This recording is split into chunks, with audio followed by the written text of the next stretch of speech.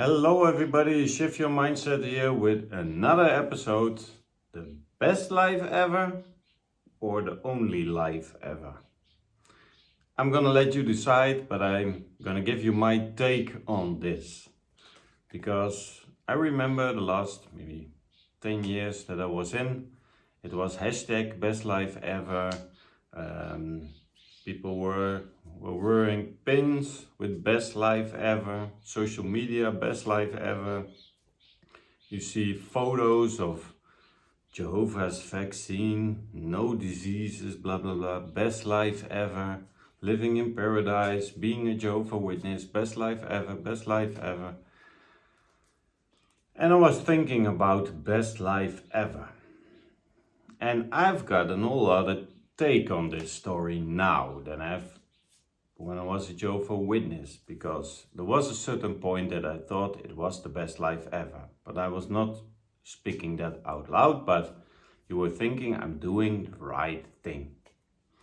And I was watching a video this morning, and yesterday I was watching another video, and that's about people who were growing up as a Jehovah's Witness, who now were a missionary or were pioneering or doing other stuff.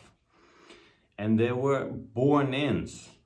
Everyone is almost a born-in Jehovah's Witness. And those people say in those videos that we have to make a choice when we are young. Yes, we have to make a choice.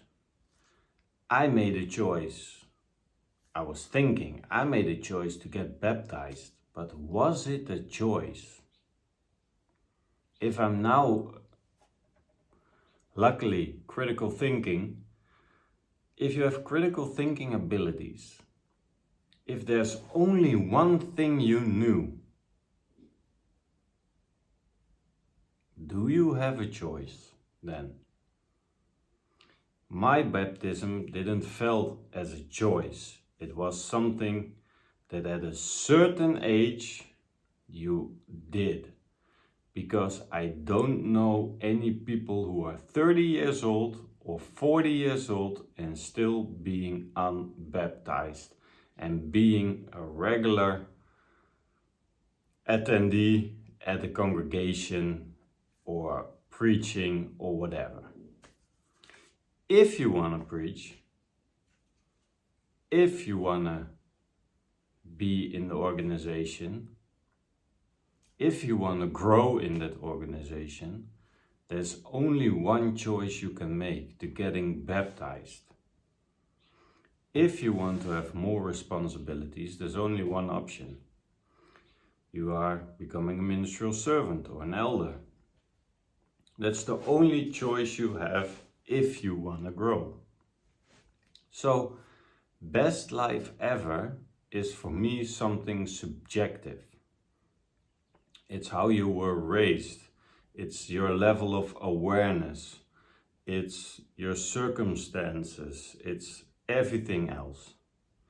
It has nothing to do with claiming the best life ever. How can you claim that you are living your best life if that's the only life you know?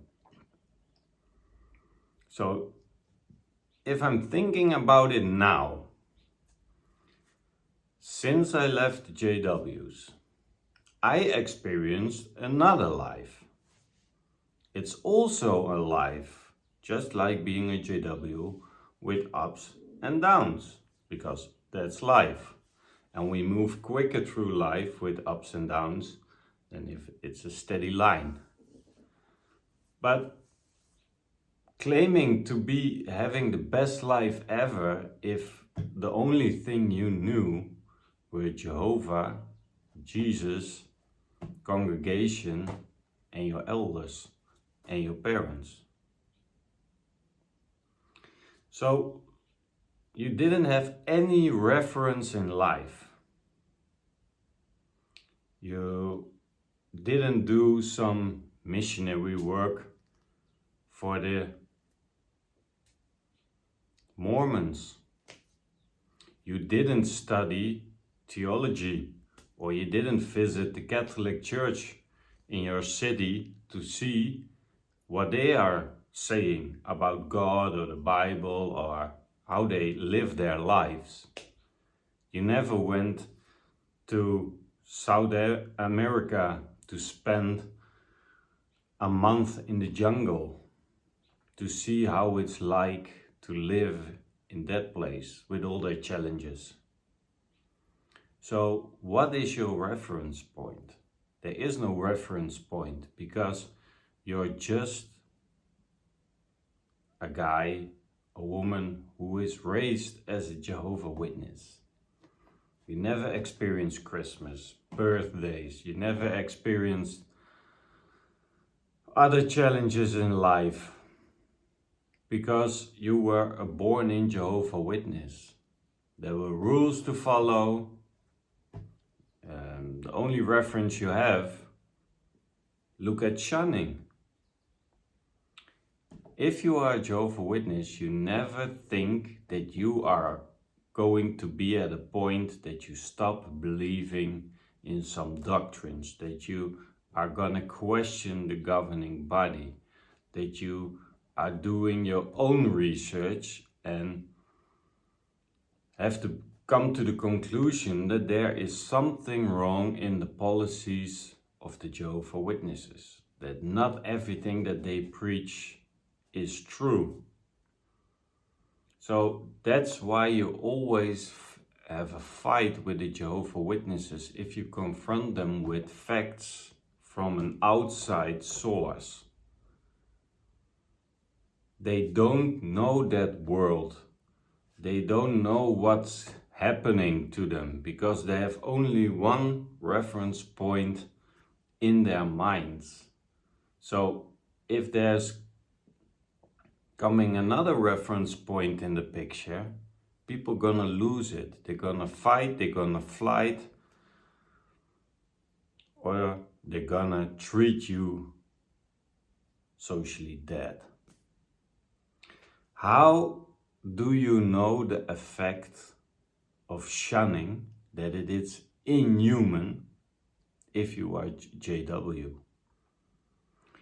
You being taught by the elders, by the governing body, that it's an act of love, that someone gets time to repent and to restore his connection with Jehovah, and that you are not allowed to interfere between that connection, because then that connection can be lost because you are interfering. So you leave them alone.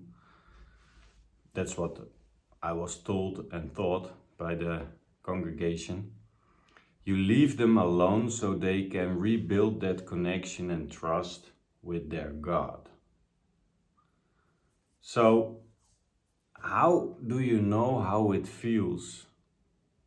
Like what we are experiencing every day as an ex-Jehovah's Witness and getting shunned by our own family, our own parents, our own sisters, brothers, nephews, nieces, whatever. How do you know how that feels? You can't, because you never experienced it. So, is it the best life ever? If you are JW, I honestly believe that you think that's the best life ever. And it is the best life ever for you, because it's the only life you know, the only life you are living.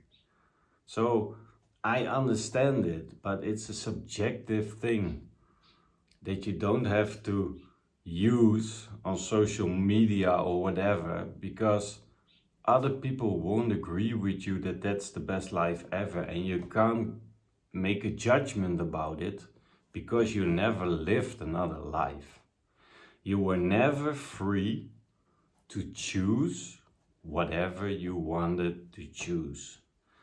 There wasn't room for you at 13, 14 years old that you were going to your parents and said, "Hey mom, dad, thank you for raising me as a Jehovah's Witness, but I'm kind of interested in Buddhism. I want to go to China and I want to study Buddhism there. Well, I want to go to India and I want to practice some yoga and some meditation. I want to be going inwards. I want to rely on myself, that I'm not getting scared so much and that I don't have all those emotions, but that I can filter them more easily. And it's a way of living. Buddhism is not a religion, it's a way of living. And they're also healthy and stuff like that. And your parents say, oh yeah, that's a great idea, go. Have some fun and take care, watch out for some blah blah blah. But hey, here you go and study and we'll see you back. And then you come back after half a year and that you say, oh no, it's not for me, Buddhism. I want to stick with Jehovah's Witnesses. Or you come home and you say, oh mom, dad, I thought Jehovah's Witnesses was the best thing what could happen to me, but I now have to come to the conclusion that I wanted to follow Buddhism for a while. And maybe some other things will pop up or whatever, but I will see. I'm not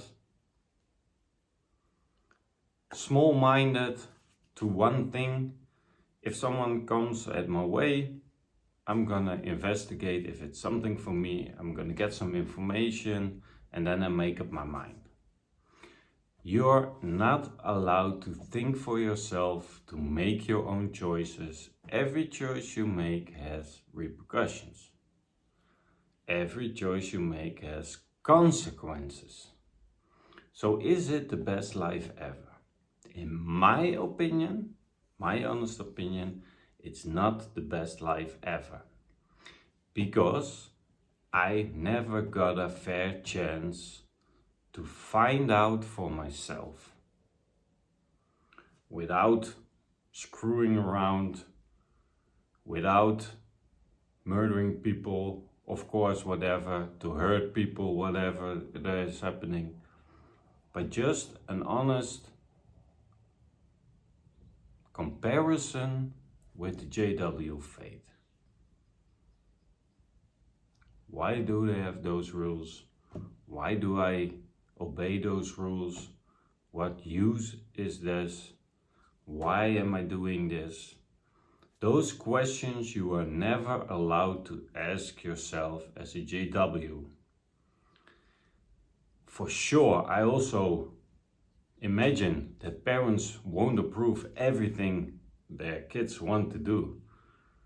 As a parent, you feel responsible and you have to take care of your child. I get that, but your child is more smart than you think. They're not running around and doing stupid things on their own. Only if they are being kept so strictly to the rules of the JWs that they want to taste the other side, that they want to explore the other side, because they were always kept small and pushed down, and every impulse you had as a child was, of course, wrong. And that's not how the world works. Sometimes you have to experience something so you can learn from it. That's important. You can make up your own mind, because if you're doing something you think, oh no, I'm not gonna do that again. Last time, oh my God, no, I don't want this again. We are capable enough to trust our own inner compass, to rely on our conscious mind, on our moral inner compass, because it's for everybody almost the same. So I never got a fair chance. Is it the best life? In my opinion, no, not at all. Now I see the other side. I see people doing this, people doing that, and I think, okay, I wasn't allowed to do it as a Jehovah's Witness, but now I'm not a Jehovah's Witness. I'm allowed to do it, but I still don't want to do it. I don't want anything to do with it. I don't want to drink myself into a coma I don't want to get wasted, stuff like that. But that's my personal opinion, people. I'm allowed to do it now, according to the rules, because I'm out of the Jehovah's Witness organization, but I still don't want it. So that's my inner voice speaking to me. And that's where the Jehovah's Witnesses don't trust themselves with.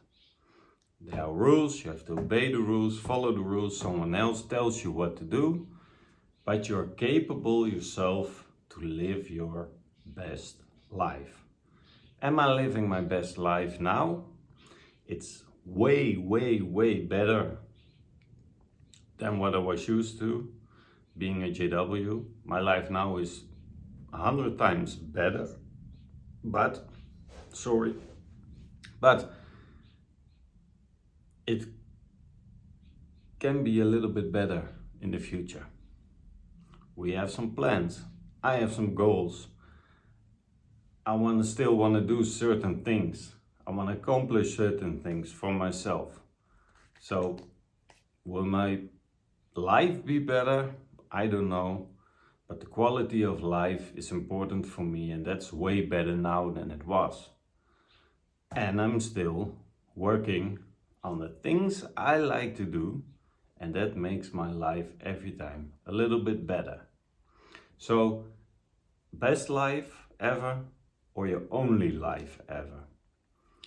I think you need to see it in a wide perspective, a broader perspective, than only living it in one thing. And also one thing is a religion that controls everything.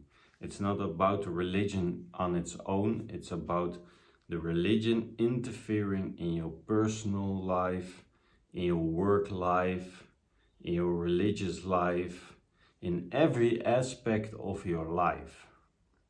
You're bound and tied to the rules of that religion. So in my opinion, you never been able to live your best life ever in those conditions. Let me know, people, what you think of this. Let me know if you are living your best life ever as a Jehovah's Witness, or that you're still working on your best life, still improving your life. I hope everyone is improving their skill set every day, so they can live the better life they want to live and they deserve to live. Because the best life ever as a Jehovah's Witness is for me waiting for paradise and wasting your life, maybe your only life you have on this earth, you're wasting because you're postponing a certain hope by some man. You're hoping to happen something in the future. And now all those years goes to waste because you're living someone else's life. Thank you for watching, guys. See each other on the next episode. Like this video, share this video, and let me know if you are living your best life already, or you're working to it, or you're busy with changing things in your life so the quality of life will get better in the near future. Let me know if I can help you with something. We're all here for each other. I'm thankful for the community, all the people who are commenting on the videos, who are making this community bigger and bigger. So thank you for all your input, and we see each other on the next episode.